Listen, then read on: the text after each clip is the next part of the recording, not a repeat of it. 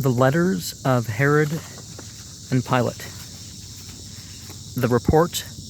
Pilate the governor concerning our Lord Jesus Christ, which was sent to Augustus Caesar in Rome. And there's no outside references at this point that I can think of. But remember that this is representative. In those days, when our Lord Jesus Christ was crucified under Pontius Pilate, the governor of Palestine and Phoenicia, the things here recorded came to pass in Jerusalem and were done by the Jews against the Lord. Pilate, therefore, sent the same to Caesar in Rome, along with this, his private report, writing thus: To the most potent, august, divine, and awful Augustus Caesar, Pilate, the administrator of the eastern province, I received information, most excellent one, in consequence of which I am seized with fear and trembling. For in this province which I administer, one of whose cities is called Jerusalem, the whole multitude of Jews delivered unto me a certain man called Jesus, and brought many accusations against him, which they were unable to establish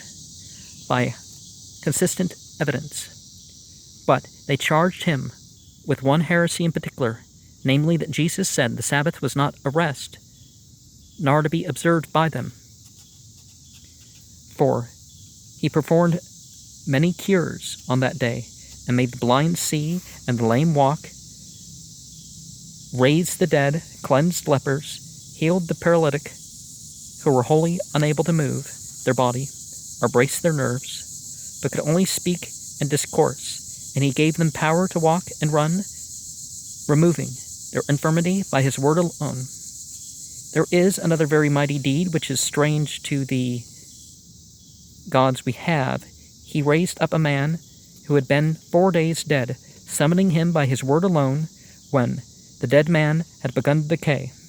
and his body was corrupted by the worms which had been bred, and had the stench of a dog. But, seeing him lying in the tomb, he commanded him to run,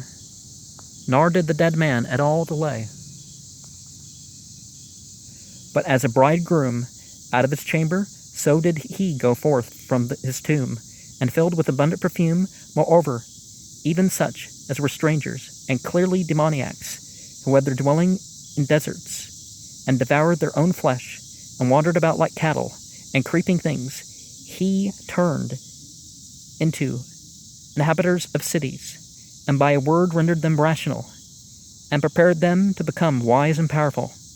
and illustrious, taking their food with all the enemies of the unclean spirits, which were destructive in them, and which he cast into the depth of the sea. And again there was another, who had a withered hand, and not only the hand, but rather half the body of the man was like a stone, and he had neither the shape of a man nor the symmetry of a body. Even him he healed with a word, and he rendered whole. And a woman also, who had an issue of blood for a long time, and whose veins and arteries were exhausted, and who did not bear a human body, being like one dead, and daily speechless, so that all the physicians of the districts were unable to cure her. For there remained unto her not a hope of life, but as Jesus passed by, she mysteriously received strength by his shadow falling on her. From behind she touched the hem of his garment, and immediately in that very hour strength filled her exhausted limbs, as if she had never suffered anything. She began to run along towards Capernaum, her own city, so that she reached it in a 6 days' journey. And I have made known these things which I have recently been informed of, and of which Jesus did on the Sabbath, and he did other miracles greater than these, so that I have observed greater works of wonder done by him than by the so-called gods we worship. But Herod and Archelaus and Philip, Annas, and Caiaphas, with all the people, delivered him to me,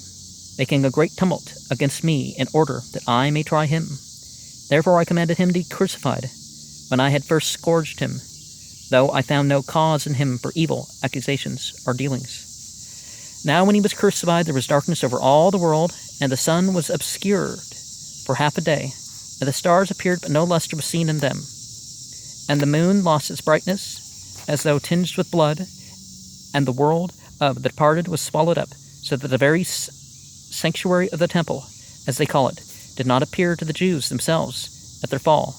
but they perceived a chasm in the earth, and the rolling of successive thunders, and amidst this terror the dead appeared rising again, as the Jews themselves bore witness, and said that it was Abraham and Isaac and Jacob, and the 12 patriarchs, and Moses and Job,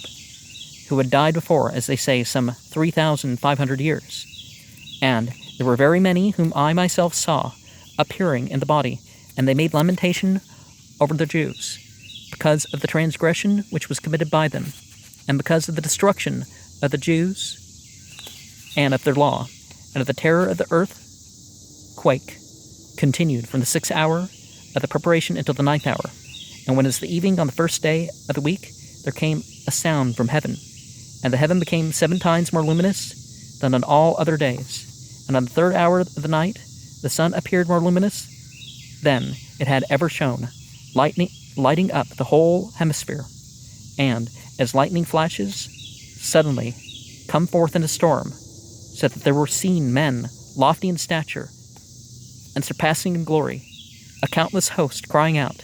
and their voice was heard as that of exceeding loud thunder, Jesus that was crucified is risen again, and come up from Hades, ye that were enslaved in the subterraneous recesses of Hades, and the chasm in the earth,